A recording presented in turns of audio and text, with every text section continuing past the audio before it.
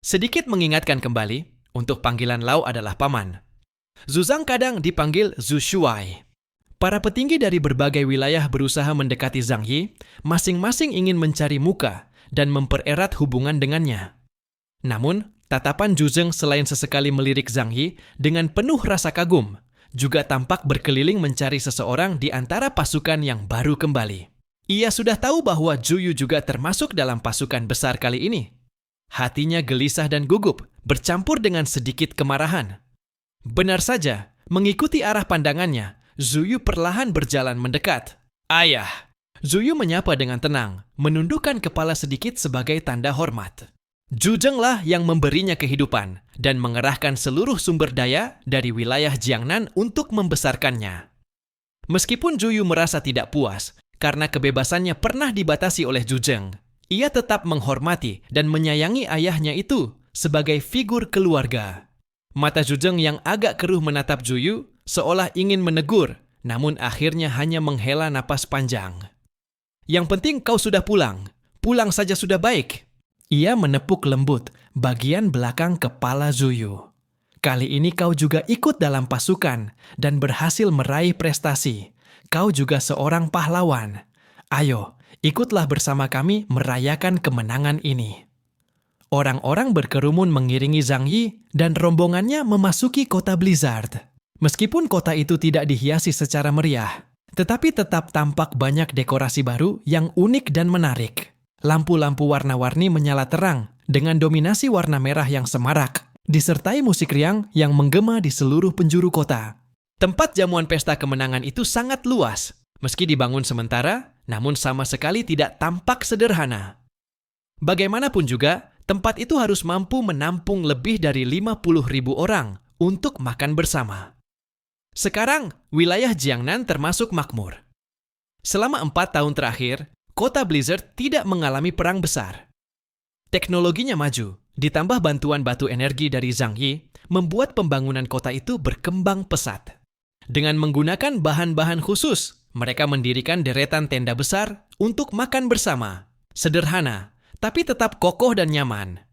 Suhu di dalam tenda terasa hangat, dan makanan yang disajikan pun dibuat oleh para juru masak terbaik yang masih tersisa di kota.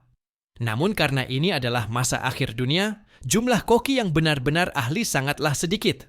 Maka, tidak mungkin menyediakan hidangan kelas tinggi untuk 50.000 orang sekaligus. Di dapur belakang, ratusan alat pemanas bekerja terus-menerus di lini produksi. Makanan kaleng olahan dibuka, dipanaskan, lalu dibagikan ke piring-piring makan. Meski begitu, ini sudah tergolong hidangan mewah di masa pasca kiamat. Karena sayur dan daging segar kini hanya bisa dinikmati secara rutin oleh sebagian kecil orang dari kalangan tertinggi di tiap wilayah. Sementara Zhang Yi dan timnya masih memiliki divisi pertanian sendiri, sehingga mereka sudah lama tidak kekurangan bahan makanan. 50.000 prajurit duduk memenuhi alun-alun pusat kota Blizzard dan sekitarnya. Pemandangan itu begitu megah dan menggetarkan. Para pemimpin dari berbagai wilayah memberikan pidato singkat formalitas, lalu pesta pun dimulai. Semua orang makan dan minum dengan penuh semangat. Zhang Yi duduk di meja bundar besar bersama timnya dan para petinggi wilayah. Hidangan mereka tentu jauh lebih istimewa. Namun Zhang Yi tidak terlalu bernafsu. Baginya, makanan lezat sudah menjadi hal biasa. Ia tidak makan dengan rakus seperti yang lain. Seorang pelayan datang mendorong troli kecil berisi 10 botol arak putih. Zhuzheng tersenyum dan berkata, "Ini arak Jiuliangye, simpananku yang paling berharga. Hari ini adalah hari penting, jadi aku membawanya untuk berbagi bersama kalian semua." Banyak pecinta minuman keras yang langsung bersinar matanya melihat pemandangan itu. Arak putih selalu menjadi favorit banyak orang, terutama kalangan tua. Namun sejak dunia berakhir, bisa meneguk sedikit arak berkualitas tinggi sudah menjadi kemewahan yang langka. Pertama, karena arak bukanlah kebutuhan pokok dan produksinya menghabiskan banyak biji-bijian. Maka setelah kiamat, hampir semua wilayah memberlakukan larangan produksi alkohol. Kedua, pabrik-pabrik arak lama bukan termasuk area strategis dan semuanya hancur akibat badai salju besar. Kini, setelah 4 tahun berlalu sejak dunia berubah, Stok alkohol hanya tinggal sisa-sisa. Semakin diminum, semakin berkurang. Maka, 10 botol Jiuliangnya yang dibawa Zhu Zeng bisa dibilang sangat berharga. Melihat itu, Zhang Yi hanya tersenyum dan menggeleng. Zhu Shuai, kau memang masih pelit seperti dulu. Masa dalam perayaan seperti ini hanya membawa yang begini untuk menjamu aku? Zhu Zeng buru-buru menjawab sambil tertawa canggung. Kekacauan tuan, ini sudah susah payah kukumpulkan dari sela-sela gigi. Zhang Yi mengangkat alisnya dan tersenyum ringan. Kau lupa siapa aku, ya? Zhu Zeng tertegun. Kau, bukannya dulu mengurus pergudangan? Zhang Yi tertawa. Kalau kau sudah tahu, kenapa masih bertanya? Begitu ucapannya selesai, Zhang Yi langsung mengulurkan tangannya, dan 2 kotak besar berisi botol-botol arak putih muncul di lantai. Semua orang terkejut, terutama Li Guangxiao yang gemar minum. Ia sampai memukul meja dan berdiri dengan semangat. Itu kan Lao Chunzang. Ya Tuhan, 2 kotak penuh. Semua yang hadir terbelalak. Lao Chunzang, itulah arak putih kelas tertinggi dari Huaxu, minuman resmi jamuan kenegaraan. Setelah dunia berakhir, bisa meminumnya lagi adalah sesuatu yang bahkan tak berani dibayangkan. Bukan karena teknologinya hilang, tetapi karena bahan utamanya, biji-bijian, kini sangat langka. Dan semua orang tahu di mana dulunya biji-bijian Lao Chunzang itu ditanam. Zhang Yi dengan murah hati menaruh botol-botol itu di atas meja. Dengan sekali gerak tangan, ia berkata lantang, "Ayo, malam ini kita minum sampai puas." Kapasitas minum Zhang Yi kini luar biasa. 1000 gelas pun tak akan membuatnya mabuk. Tubuhnya sudah dimodifikasi oleh Zhou KR. Metabolismenya sangat cepat, sehingga alkohol hampir tak berpengaruh padanya. Namun, rasa hangat dari arak terbaik itu, ditambah suasana gembira malam itu, tetap membuatnya merasa rileks dan bahagia. Ia meneguk arak sambil menatap langit melalui atap kaca besar di atas mereka. Padahal, langit ini biasa saja, tapi malam ini terlihat sangat indah. Kekaisaran Wuluan telah runtuh. Batu besar yang menekan hati seluruh rakyat Huaxu kini terangkat. Semua orang merasakan kelegaan dan kebahagiaan yang tulus. Bagaimana mungkin mereka tidak merasa bahwa segalanya kini tampak lebih indah? Pesta kemenangan malam itu berlangsung meriah. Makanan dan minuman lezat dihidangkan tanpa henti. Semua orang berbincang hangat, tanpa seorang pun menyinggung hal-hal yang menyedihkan. Namun, setelah jamuan berakhir, Meng Yuanjun dan yang lainnya memanggil Zhang Yi ke ruang istirahat di belakang. Tempat itu sebenarnya adalah sebuah villa mewah, luas, terang, dan dipenuhi perabot modern yang canggih. Zhang Yi datang bersama Yang Xinxin dan Zhou KR, bergabung dengan para petinggi wilayah lainnya. Ia tahu mereka pasti punya hal penting untuk dibicarakan. Seperti kebiasaan, mereka semua terlebih dahulu memuji jasa-jasa Zhang Yi, yang ia sambut dengan senyum puas. Meski sudah minum banyak, pikirannya tetap jernih. Ia hanya tersenyum menunggu mereka menyampaikan maksud sebenarnya. Saudara-saudara sekalian, kalian tahu aku tidak suka bertele-tele. Kalau ada yang ingin disampaikan, katakan saja terus terang. Ucap Zhang Yi dengan nada tenang. Mereka saling berpandangan, hingga akhirnya Meng Yuanjun yang pertama kali angkat bicara. Yang mulia kekacauan, sebenarnya kami tidak ingin mengganggu suasana bahagia ini. Tapi perkara ini menyangkut kelangsungan hidup 6 wilayah besar kita ke depan. Jadi, izinkan aku bertanya dengan jujur. Dari semua rampasan perang yang didapat dari Kekaisaran Wuluan, kira-kira berapa banyak yang akan Anda bagikan kepada kami? Sekadar untuk menambal kekurangan masing-masing wilayah. Untuk perang kali ini, wilayah Shengjing sudah mengerahkan seluruh tenaga dan sumber daya. Kami benar-benar sampai ke titik terakhir. Tak ada lagi yang tersisa. Zhang Yi menatap tenang para pemimpin dari berbagai wilayah besar yang kini duduk di hadapannya. Mereka tampak seperti para pedagang yang sedang berusaha bernegosiasi. Wajah penuh senyum menjilat, berhati-hati agar bisa memperoleh lebih banyak keuntungan dari Zhang Yi. Di wajah Zhang Yi tersungging senyum tenang. Ia mengulurkan tangan, menerima segelas susu panas dari Zhou KR yang berdiri di sampingnya, lalu meneguknya sedikit untuk mengusir rasa mabuk. Baik. Semua pengorbanan kalian kali ini sudah kulihat dengan jelas, katanya pelan. Namun, meski kita ini seperti saudara sendiri, urusan tetap harus dihitung dengan jelas. Kalau kalian ingin membicarakan soal pengorbanan dan kontribusi, maka mari kita hitung dulu secara baik-baik seberapa besar sumbangsih masing-masing pihak dalam perang kali ini. Ia perlahan meneguk susu panas itu lagi, lalu meletakkan gelasnya di atas meja kecil di samping. Mendengar perkataannya, para petinggi dari 6 wilayah besar saling berpandangan. Mereka tiba-tiba tidak tahu bagaimana harus membuka pembicaraan. Seluruh jalannya peperangan sudah mereka ketahui dengan jelas setelah para orang aneh yang ikut bertempur kembali dan melapor dengan jujur. Mereka semua paham bahwa lebih dari 95% jasa kemenangan ini sepenuhnya milik tim Zhang Yi. Wilayah Jiangnan hanya berperan sebagai pelengkap saja. Pasukan mesin, 3 kapal perang super milik Lukeran, informasi yang diperoleh dari para jenderal berzirah perak, semuanya hasil kerja tim Zhang Yi. Dan tentu saja Zhang Yi sendiri, bersama orang-orang hebat yang berada di bawah pimpinannya. Itulah faktor-faktor utama yang membawa kemenangan besar kali ini. Bahkan, bisa dikatakan bahwa sekalipun 6 wilayah besar tidak ikut campur, tim Zhang Yi tetap mampu menaklukkan Kekaisaran Wuluan. Hanya saja, jika itu terjadi, tingkat kerusakan pasukan mesin pasti meningkat drastis, dan tim Zhang Yi pun mungkin akan mengalami beberapa korban. Melihat mereka tidak bersikap keras kepala, Zhang Yi mengangguk pelan, tampak puas.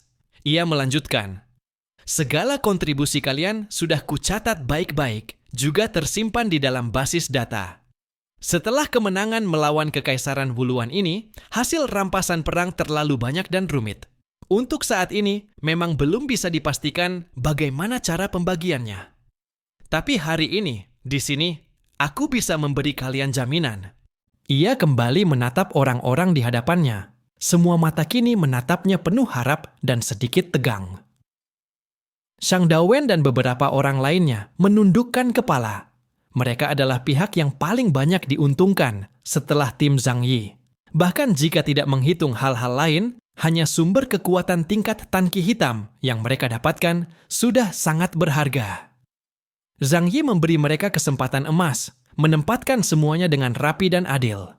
Bahkan dalam perang sebesar ini, tak satu pun dari mereka kehilangan orang aneh yang gugur.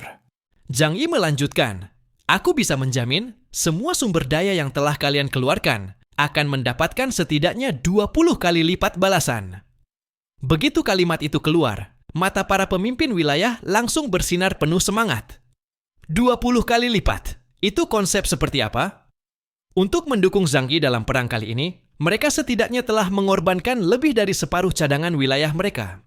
20 kali lipat balasan, berarti kekuatan keseluruhan tiap wilayah akan meningkat lebih dari 10 kali lipat. Namun para pemimpin yang cerdas juga memahami, jika Zhang Yi begitu dermawan memberi mereka 20 kali lipat, maka keuntungan yang didapat tim Zhang Yi pastilah jauh lebih besar. Angkanya pasti sangat mencengangkan, tak terbayangkan besarnya. Tapi mereka tidak bodoh. Mereka tahu bahwa kendali penuh ada di tangan Zhang Yi. Diberi balasan sebanyak itu saja sudah merupakan kemurahan luar biasa. Zhang Yi kemudian menambahkan, "Tentu saja, seperti yang kukatakan tadi, daftar sumber daya rampasan masih disusun. Belum bisa kupastikan kalian akan mendapat bagian apa saja. Entah itu teknologi Kekaisaran Wuluan, persenjataan, atau sumber energi. Yang jelas, semua akan bernilai sedikitnya 20 kali dari apa yang telah kalian keluarkan, bahkan bisa lebih. Jadi kalian tidak perlu terus-menerus datang padaku untuk menagih atau menghitung ulang. Aku ini cukup sibuk, tidak punya waktu untuk mencocokkan daftar satu persatu dengan kalian. Menaklukkan sebuah bangsa kuno sekuat Kekaisaran Wuluan berarti memperoleh ribuan jenis sumber daya strategis. Para politikus licik ini biasanya tidak mau rugi sedikit pun. Jika dibiarkan, mereka pasti akan meneliti daftar itu satu persatu hingga rinci. Namun Zhang Yi begitu kaya dan berkuasa, sampai-sampai hal-hal kecil seperti itu tidak ia hiraukan. Padahal, bagi 6 wilayah besar itu, bahkan sumber daya seperti puluhan ribu ton bahan bakar fosil pun sudah dianggap harta karun yang sangat berharga. Meng Yuankun tersenyum dan menatap Zhu Zheng serta yang lainnya. "Kalau Tuan Hun Dun, kekacauan agung. Sudah berkata seperti itu, maka wilayah Shengjing tidak punya keberatan. Rekan-rekan sekalian, kepribadian Tuan Hundun bisa dipercaya. Mari kita lakukan sesuai keputusannya. Zhuzheng pun cepat-cepat tertawa ramah. Ya, aku dan Hundun sudah berteman lama, bahkan sering saling memanggil saudara. Dia selalu adil dalam bertindak. Aku tidak ada keberatan sama sekali. Yang lainnya juga mengangguk, menandakan bahwa mereka percaya Zhang Yi tidak akan menzalimi mereka dalam urusan ini. Namun setelah urusan pembagian sumber daya selesai, muncul persoalan baru. Pembagian wilayah Kekaisaran Wuluan. Kali ini, Meng Yuankun kembali menjadi orang pertama yang berbicara. Hundun, soal Kekaisaran Wuluan. Kudengar wilayah itu berada di kedalaman lebih dari 20.000 meter di bawah tanah. Ruang yang sangat luas, dengan infrastruktur luar biasa, bahkan melebihi kejayaan tertinggi negeri Huaxu. Sekarang, populasi Huaxu sudah kurang dari 1 miliar. Dunia luar penuh bahaya, ancaman bisa datang kapan saja. Jadi, kami sedang memikirkan, mungkinkah wilayah Kekaisaran Wuluan itu dibagi-bagi, agar suatu saat nanti kita bisa pindah ke sana? Houtu, yang sejak tadi diam, kini ikut bicara. Meskipun Kekaisaran Wuluan sudah dihancurkan, masih banyak peradaban kuat dan menakutkan yang ada di dunia ini. Seperti misalnya Dewa Iblis kuno yang dulu kau bantu segel. Jika makhluk itu sampai terbangun, seluruh dunia akan musnah. Karena itu, menurutku, mempersiapkan rencana evakuasi seluruh warga negara adalah hal yang sangat penting. Komandan tertinggi wilayah Laut Timur, Li Guangxiao, tiba-tiba menoleh pada Meng Yuankun dan berkata, "Jenderal Meng, aku ingat kalian di Shengjing punya seorang orang aneh dengan kemampuan teleportasi ruang, bukan?" Meng Yuankun mengangguk. "Ya, dia berasal dari pasukan khusus Long Ming Wei, bagian dari 36 bintang langit. Nama kodenya Tianji Xing, Daisheng. Kemampuannya adalah menetapkan koordinat ruang, lalu memindahkan orang ke lokasi itu.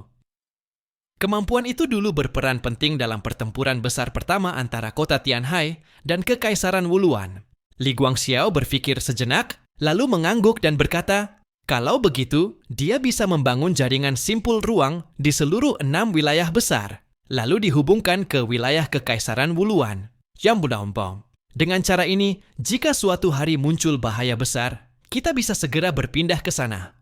Setelah mengutarakan pendapatnya, ia tentu menatap Zhang Yi, menunggu tanggapannya. Kekaisaran Wuluan memang sangat luas. Dahulu, tempat itu mampu menampung 27 juta manusia kadal, dan masih terasa lega. Jika dihitung berdasarkan luas kota, wilayah itu bisa menampung lebih dari 1 miliar manusia tanpa masalah. Dan jika dibutuhkan, kota-kotanya pun masih bisa terus diperluas. Tim Zhang Yi tidak memiliki kebutuhan yang besar terhadap lahan.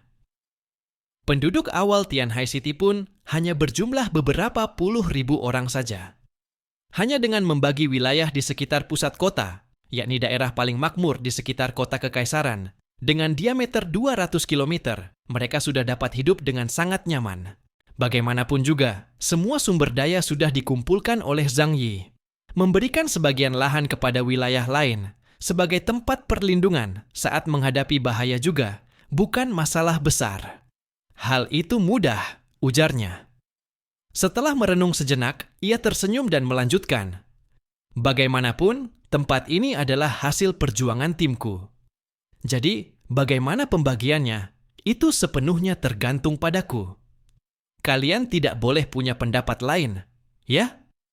Zhang Yi memang mengatakannya sambil tersenyum, tetapi semua orang tahu, di balik ucapannya tersirat makna lain. Bagaimanapun aku membaginya, jangan ada yang protes setelahnya. Semua orang segera menjawab, "Tentu saja. Lagi pula, dunia bawah tanah itu pasti lebih baik daripada di sini."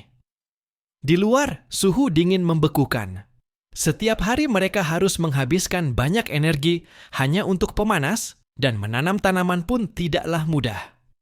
Mereka yakin bahwa setelah pindah ke dunia bawah tanah, kehidupan mereka akan menjadi jauh lebih baik. Pasukan para manusia istimewa yang telah kembali sudah mengatakan sebelumnya, suhu di dunia bawah tanah jauh lebih cocok untuk kehidupan manusia dibandingkan permukaan bumi saat ini. Meskipun kadar oksigen di sana rendah, hal itu masih bisa diatasi dengan cara-cara ilmiah secara bertahap. Teknologi manusia sudah sangat maju. Mereka memiliki kemampuan untuk memperbaiki lingkungan.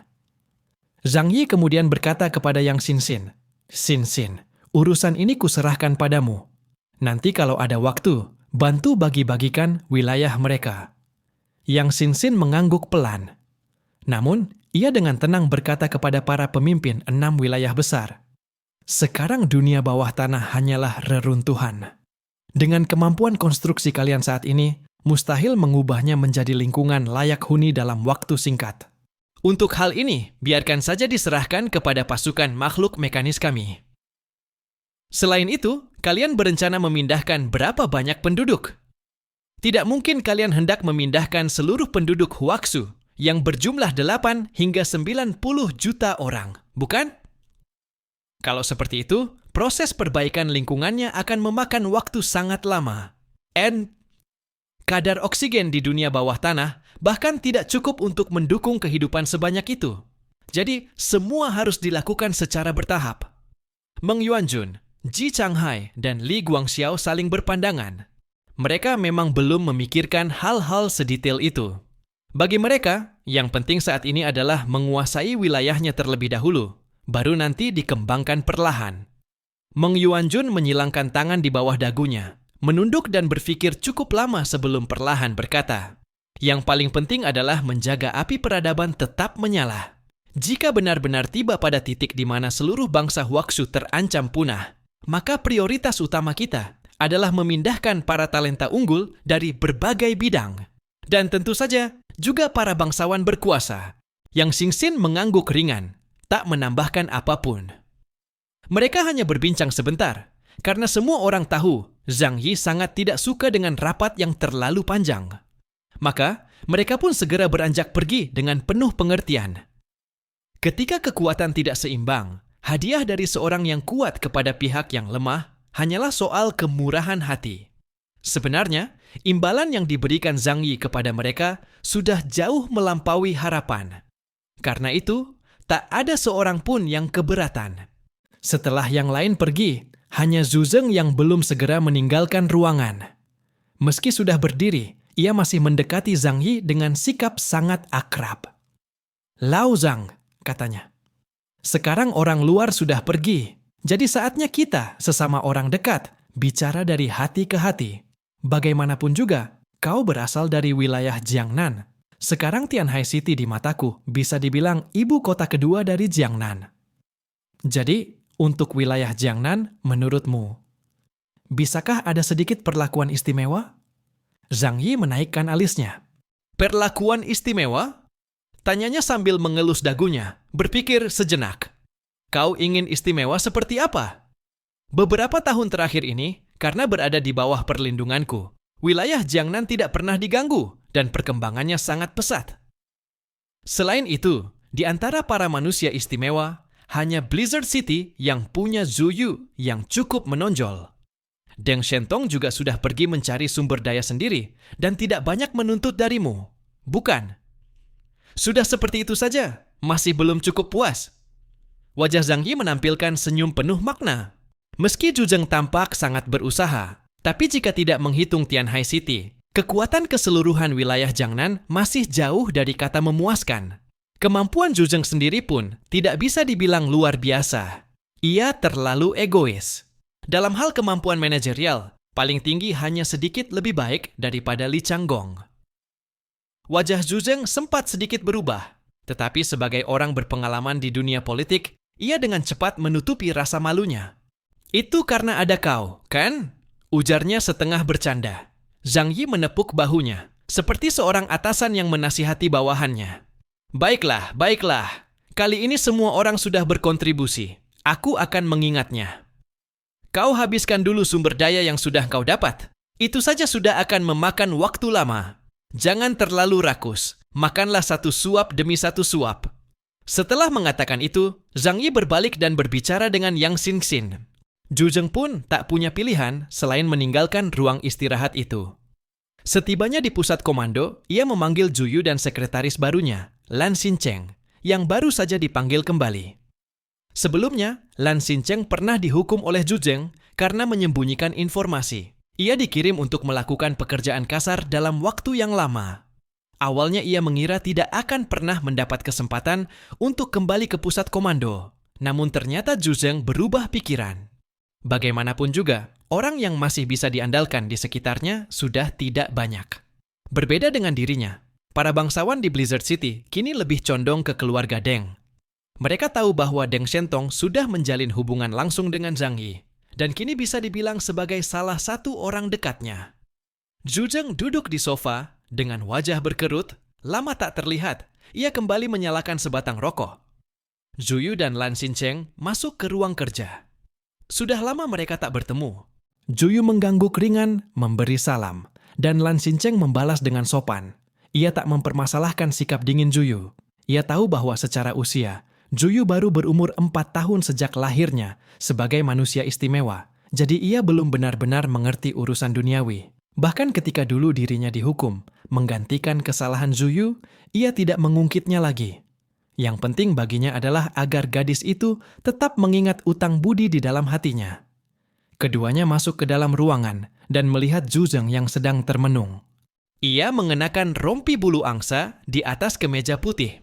Meski suhu ruangan tidak dingin, Lan Xincheng hanya memakai pakaian tipis. Namun Zhu Zeng, yang kini sudah berusia lebih dari 60 tahun, jelas tidak lagi sekuat dulu. Usianya sudah tua, dan meski menikmati fasilitas medis terbaik, ia tetap bukan manusia istimewa bertipe penguat tubuh. Selama 4 tahun terakhir, setiap hari ia hidup dalam kecemasan menghadapi masa depan yang tak pasti. Rambutnya hampir seluruhnya memutih. Setiap beberapa hari, ia harus mewarnai rambutnya agar tetap tampak segar dan berwibawa di mata orang lain. Ayah. Komandan Zhu. Keduanya menghampiri dan memberi hormat. Zhu Zeng mengangkat kepalanya, menatap mereka, lalu menunjuk ke sofa sambil berkata, "Duduklah, sudah lama kita tidak berkumpul. Hari ini, mari kita bicarakan semuanya dengan baik." Zhu Zeng menyuruh Zhu Yu dan Lan Xincheng duduk di hadapannya.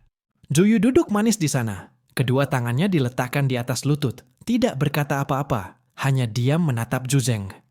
Kali ini bertindak sendiri pergi ke kerajaan Wuluan. Dia merasa tindakannya tidak salah sama sekali. Sepenuhnya bertindak menurut suara hati, sehingga tidak merasa bersalah. Pikiran dan niatnya sangat sederhana, bahkan ketika berhadapan dengan Zhu Zeng, sikapnya tetap demikian. Zhu Zeng tersenyum dan berkata, "Kali ini waktu kamu di kerajaan Wuluan, hasilnya cukup banyak, bukan?" Zhu Yu dengan jujur mengangguk menjawab, "Aku membunuh lebih dari 2 orang humanoid kadal, termasuk 1 Epsilon, setingkat kereta pertempuran hitam, dan 2 Epsilon setingkat kereta pertempuran putih. Kekuatan asal mereka sangat lezat. Sekarang indeks kemampuan anomali saya sudah mencapai 28.000 poin." Ketika dia mengatakan itu, nada bicaranya mengandung beberapa kegembiraan, dan tatapannya kepada Zhu Zeng tampak sedikit bangga seperti ingin mengatakan, "Cepat pujilah aku." Tatapan Zhu Zeng menjadi jauh lebih lembut, memang dia tersenyum sambil mengangguk. "Benar-benar pantas menjadi putriku, memang luar biasa." Kemampuan Zhu Yu sepenuhnya mewarisi dari Yuan Kongye, dan setelah mendapat pelatihan sistematis serta pendidikan khusus dari Li Ling Xue, tingkat pengembangan kemampuannya mencapai tingkat yang sungguh tak terduga, yaitu dia menyerap esensi makhluk anomali tanpa memerlukan proses apapun. Dia bisa menyerap tanpa membeda-bedakan kekuatan asal semua makhluk anomali dan binatang aneh, serta mewarisi kemampuan anomali mereka. Jika harus dikatakan ada kekurangannya, mungkin adalah karena kekuatan yang diperoleh dengan cepat sulit untuk dikuasai sepenuhnya. Oleh karena itu, setiap kemampuan yang dia peroleh bisa dipakai, tetapi tidak mampu dikuasai sedalam pemilik aslinya.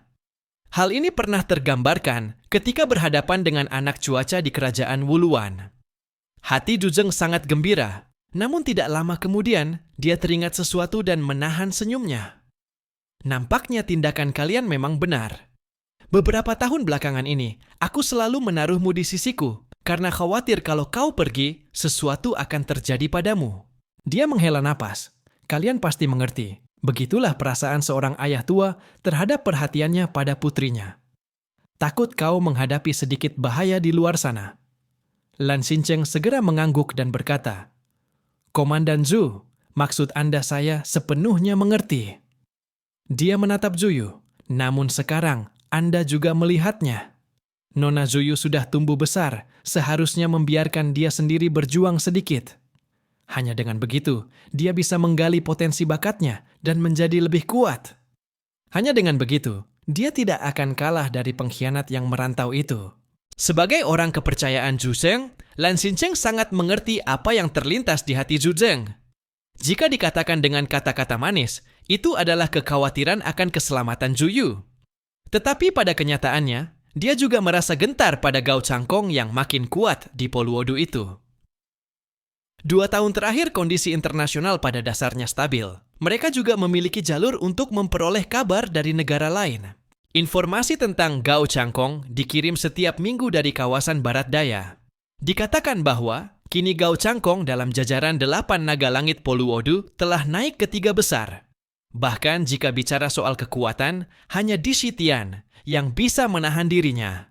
Semakin demikian, semakin gelisah hati Zhu Zeng, ia sering bermimpi buruk, membayangkan Gao Changkong kembali ke kota badai salju dan membunuh seluruh keluarganya. Sebagian besar rambut Zhu Zeng yang memutih adalah karena hal itu. Zhu Zeng menghadapi keduanya, berkata dengan sungguh-sungguh, beberapa tahun ini, sebagai panglima tertinggi kawasan Jiangnan, aku selalu khawatir tentang perkembangan seluruh kawasan Jiangnan dan kehidupan semua rakyat kawasan Jiangnan. Aku mengakui, setelah kiamat, demi menjamin kelangsungan hidup kolektif, memang mengorbankan sebagian kepentingan orang. Karena itu, banyak orang membenci aku. Sekarang di luar sana, entah berapa banyak orang yang menginginkan nyawaku. Di antara semuanya itu, yang paling kusangkakan adalah pengkhianat yang melarikan diri ke Poluodu, Gao Changkong. Dia menatap tajam pada Zhu Yu. Zhu Yu, sekarang kau sudah tumbuh. Indeks kemampuan anomali 28.000 poin bila dilihat seluruh kerajaan Huaxu, termasuk dalam jajaran kelas 1. Selain 2 monster Hundun dan Houtu, tak banyak orang yang bisa menang stabil atasmu. Aku memperkirakan Gao Changkong di Poluodu juga akan mengalami tekanan. Orang Poluodu bukan bodoh. Mereka tidak mungkin sepenuhnya membina seorang asing. Jadi kau harus ingat, mulai hari ini, tugas terbesarmu hanya satu. Tatapan Zhu Zeng bertambah tajam. Itu adalah membunuh Gao Changkong, menghilangkan ancaman terakhir kawasan Jiangnan. Secara tepatnya, itu adalah ancaman bagi dirinya sendiri Zhu Zeng. Sebab dari awal hingga akhir, Gao Changkong hanya menargetkannya, serta orang-orang selevel dengannya yang dahulu membersihkan banyak bangsawan tua. Lemah dari jajaran atas. Tatapan Zhu Yu agak kosong, tetapi tetap mengangguk. Karena ayahnya berkata Gao Changkong pantas mati, maka carilah kesempatan untuk membunuhnya. Dia tidak merasa ada yang salah dengan itu. Setelah berkata, Zhu Zeng menoleh pada Lan Xincheng. Di hatinya ia menghela napas. Dulu karena urusan Zhu Yu ia menghukum Lan Xincheng, namun tak disangka dari malapetaka itu menjadi berkah. Zhu Yu menjadi lebih kuat, sehingga jaminan keselamatannya juga semakin memadai. Faktanya membuktikan bahwa keputusan Lan Xincheng benar. Namun sebagai pemimpin, Zhu Zeng tak mungkin mengakui kesalahannya. Kau dulu tanpa persetujuanku membantu Zhu Yu meninggalkan kota badai salju sendirian. Namun, melihat kesetiaanmu selama bertahun-tahun dan bahwa Zhu Yu kembali dengan selamat tanpa insiden, maka aku memaafkanmu kali ini. Mulai hari ini, kau kembali ke sekretariat untuk melanjutkan pekerjaanmu. Tapi ingat, jangan sampai terulang lagi. Nada suara Zhu Zeng penuh peringatan. Pengkhianatan adalah sesuatu yang tak bisa ditolerir oleh setiap pemimpin.